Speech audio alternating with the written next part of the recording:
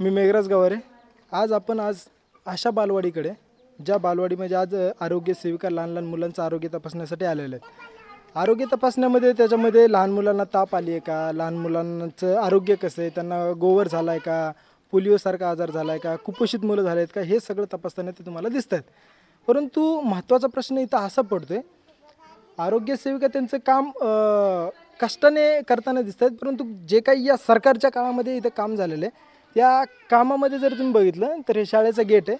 या शाळेच्या गेटमधून लहान लहान मुलं आत येताना दिसत आहेत आणि लहान मुलं घरी जाताना दिसत आहेत. या शाळेच्या गेट बाहेर बरोबर इथं इतक्या मोठ्या प्रमाणामध्ये घाण आहे, जी घाण ह्या मुलांना त्यांचं आरोग्य खराब करण्यामध्ये सर्वात मोठा भाग ह्या घाणीचा आहे. तर मग मला प्रश्न असा पडतो की हे लहान मुलं खऱ्या अर्थाने शाळेत सुरक्षित आहेत का घरी सुरक्षित आहेत?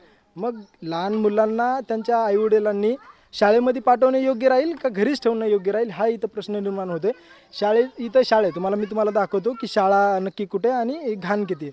ही आहे बालवाडीची शाळा आणि या बाजूला इथं इतक्या मोठ्या प्रमाणामध्ये घाण आहे.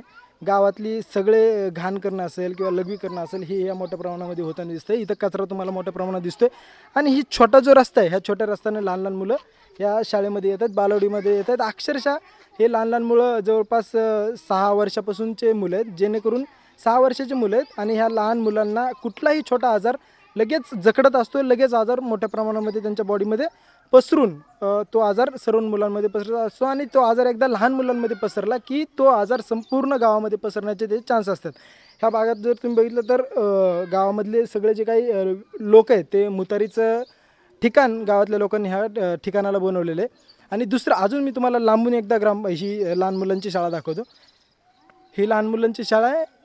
त्याचं बांधकाम कसं आहे, काय कसं आहे त्याच्यावरती आपण बोलणार नाही. इथं सर्वात महत्त्वाचा प्रश्न आहे की आज मी बघितलं की आरोग्य सेवक आलेले आहेत आणि मुळात लहान मुलांच्या सुरक्षेचा किती प्रश्न इथं निर्माण झालेला आहे, भयानक प्रश्न, हे मी तुम्हाला दाखवण्यासाठी हे व्हिडिओ रेकॉर्ड करतो आहे.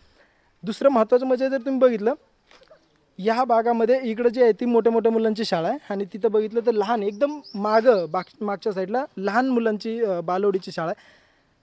जर ही बालवाडीची शाळा थोडीशी गावात असती, आतमध्ये असती, तर कदाचित ह्या मुलांना आजार थोडे कमी झाले असते.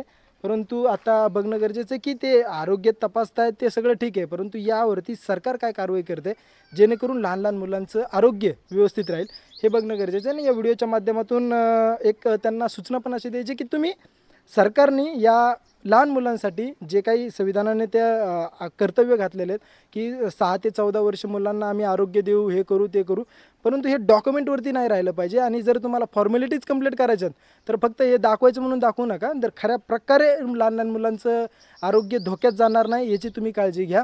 आणि जर तुम्हाला ह्या प्रकारचे लेटेस्ट व्हिडिओ जर तुम्हाला बघायचे असतील तर तुम्ही माझं चॅनल सबस्क्राईब करू शकता.